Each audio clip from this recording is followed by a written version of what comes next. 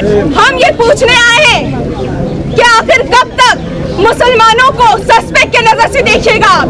UAP है, धोखा है, धोखा मारो मौका है। तो मोदी सरकार मुर्दाबाद, मुर्दाबाद, मुर्दाबाद। तो मोदी सरकार मुर्दाबाद, मुर्दाबाद, मुर्दाबाद। तो सीएए हो बर्बाद, हो बर्बाद, हो बर्बाद। जो इंटेलेक्चुअल्स, जो एक्टिविस्ट इन कम्युनल लॉज के अगेंस्ट खड़े हुए थे, किस तरीके से उन्हें टारगेट करके उन्हें कल्प्रिट बना दिया जाता है।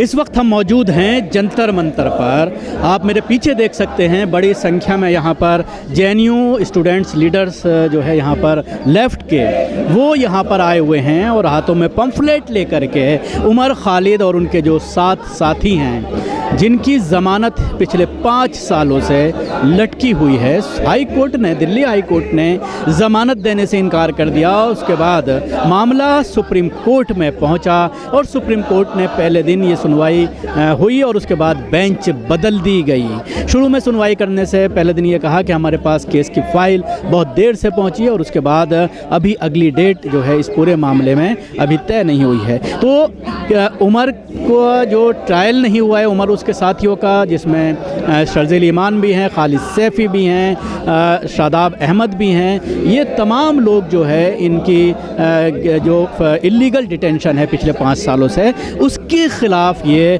विरोध प्रदर्शन यहाँ पर जंतर मंतर पर चल रहा है। हाथों में पंफलेट लेकर जो छात्र संघ हैं जेएनयू के लेफ़्ट के, वो यहाँ पर जो है नारेबाजी कर रहे हैं और इंसाफ की गुहार लगाई जा रही है। और ये कहा जा रहा है कि 5 साल से ज़्यादा होने के बावजूद अभी तक केस में ट्रायल नहीं शुरू हो पाया है, जो कहीं ना कहीं इंसाफ में देरी के लिए ज़िम्मेदार है। और अगर ट्रायल नहीं शुरू होता है इतने लंबे टाइम तक तो उनको ज़मानत मिलनी चाहिए। जिस तरह से सुप्रीम कोर्ट भी कई केसेस में ये कह चुका है, चीफ जस्टिस जो फॉर्मर चीफ जस्टिस थे उन्होंने भी ये कहा था कि ज़मानत का हक़ सबको है। और कहा था एक इंटरव्यू में रिटायर्ड होने के बाद कि हमने ए से लेकर जेड तक सबको ज़मानत दी, लेकिन बीच में जो यू आता है, के आता है, वो तमाम लोग अभी सलाखों के पीछे हैं। इन्हीं चीज़ों को लेकर के ये पूरा जो है प्रोटेस्ट यहाँ पर चल रहा है। बड़ी संख्या में लोग पहुँचे हुए हैं जंतर मंतर पर और अपनी आवाज़ जो है वो सरकार तक, हुकूमत तक, कोर्ट तक पहुँचाने की कोशिश की जा रही है। और इस पूरे मामले में होम मिनिस्ट्री के रवैये के ऊपर भी कई तरह के सवालात खड़े किए जा रहे हैं। के बारे में बात किया था, उन्होंने कम्युनल लॉज के अगेंस्ट बात की थी। साथियों, ये इंडिविजुअल केसेस नहीं है, हमें समझना होगा ये एक पैटर्न है। हमें समझना होगा कि किस तरीके से एक पूरी कौम को, एक पूरे समाज को क्रिमिनलाइज किया जा रहा है, एक पूरी समाज को टारगेट किया जा रहा है। किस तरीके से मुसलमानों को और उनकी आवाज़ों को क्रिमिनलाइज और डिह्यूमनाइज करने की कोशिश की जा रही है सरकार के द्वारा। साथियों, हम देखते हैं कि किस तरीके से मुसलमानों के ऊपर जुल्म किया जा रहा है जब भी वो अपनी आवाज़ें उठाते हैं। हमारी आवाज़ों को कॉन्स्पिरेसी का लेबल लगा दिया जाता है। जब हम प्रोटेस्ट करते हैं तो उसे टेरर का नाम दे दिया जाता है। हम ये पूछने आए हैं कि आखिर कब तक मुसलमानों को सस्पेक्ट के नजर से देखिएगा आप। कब तक मुसलमान को सेकंड क्लास सिटीजन का दर्जा मिलता रहेगा इस देश में। साथियों, आज जो हम यहाँ बात करने के लिए आए हैं तो उन लोगों के बारे में बात करने के लिए आए हैं जिन्होंने CAA-NRC जैसे काले कानून के खिलाफ आवाज उठाई थी, जिन औरतों ने शाहीन बाग में प्रोटेस्ट किया था, जो स्कॉलर्स, जो इंटेलेक्चुअल्स, जो एक्टिविस्ट इन कम्युनल लॉज के अगेंस्ट खड़े हुए थे, किस तरीके से उन्हें टारगेट करके उन्हें कल्प्रिट बना दिया जाता है। हम देखते हैं कि किस तरीके से उन्हें बिना ट्रायल के और उनकी किस तरीके से लगातार उन्हें उनकी बेलों को रिजेक्ट किया जा रहा है सरकार के द्वारा, जुडिशरी के द्वारा।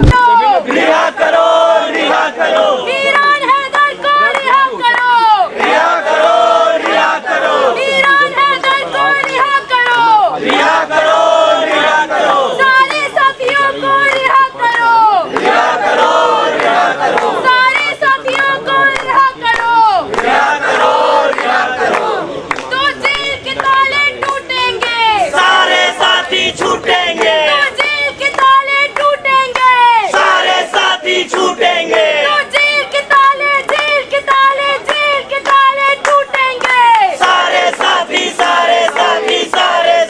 छूटेंगे। तो इनकलाब जिंदाबाद, जिंदाबाद जिंदाबाद तो इनकलाब जिंदाबाद, जिंदाबाद जिंदाबाद। तो यूएपी ये धोखा है, धक्का मारो मौका है। तो यूएपी ये धोखा है, धक्का मारो मौका है। तो यूएपी ये धोखा है, धक्का मारो मौका है। तो मोदी सरकार मुर्दाबाद, मुर्दाबाद मुर्दाबाद। तो मोदी सरकार मुर्दाबाद, मुर्दाबाद मुर्दाबाद। तो सीएए हो बर्बाद, हो बर्बाद हो बर्बाद। तो सीएए हो बर्बाद, हो बर्बाद हो बर्बाद। तो एनआरसी हो बर्बाद, हो बर्बाद हो बर्बाद। तो एनआरसी हो बर्बाद, हो बर्बाद हो बर्बाद। तो मुसलमानों की आवाजों का दमन बंद करो, बंद करो बंद करो। तो मुसलमानों की आवाजों का दमन बंद करो,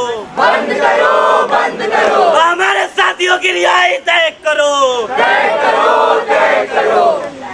तो इनकलाब जिंदाबाद, जिंदाबाद जिंदाबाद इनकलाब जिंदाबाद। जिंदाबाद जिंदाबाद। तो शर्जील इमाम को रिहा करो, रिहा करो रिहा करो, शर्जील इमाम को रिहा करो, रिहा करो रिहा करो, उमर खालिद को रिहा करो, रिहा करो रिहा करो, तो सलीम मुन्ना को रिहा करो, रिहा करो रिहा करो, सलीम खान को रिहा करो, रिहा करो रिहा करो, अतहर खान को रिहा करो, रिहा करो रिहा करो, शिफा को भी रिहा करो, रिहा करो रिहा करो, तो गुलफिशा को रिहा करो, रिहा करो रिहा करो, शर्जील इमाम को रिहा करो, रिहा करो रिहा करो, उमर खालिद को रिहा करो, रिहा करो रिहा करो। तो इनकलाब जिंदाबाद, जिंदाबाद जिंदाबाद परमलवाद का एक जवाब, इनकलाब जिंदाबाद, मोदी सरकार का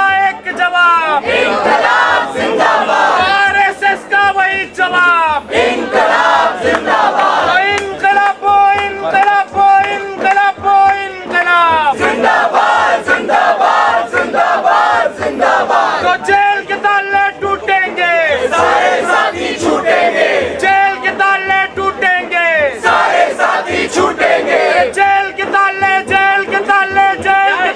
टूटेंगे, सारे साथी छूटेंगे। तो उमर खालिद को रिहा करो, रिहा करो रिहा करो, तो उमर खालिद को रिहा करो, रिहा करो रिहा करो, तो गुलफिशा को रिहा करो, रिहा करो रिहा करो, शर्जील इमाम को रिहा करो, रिहा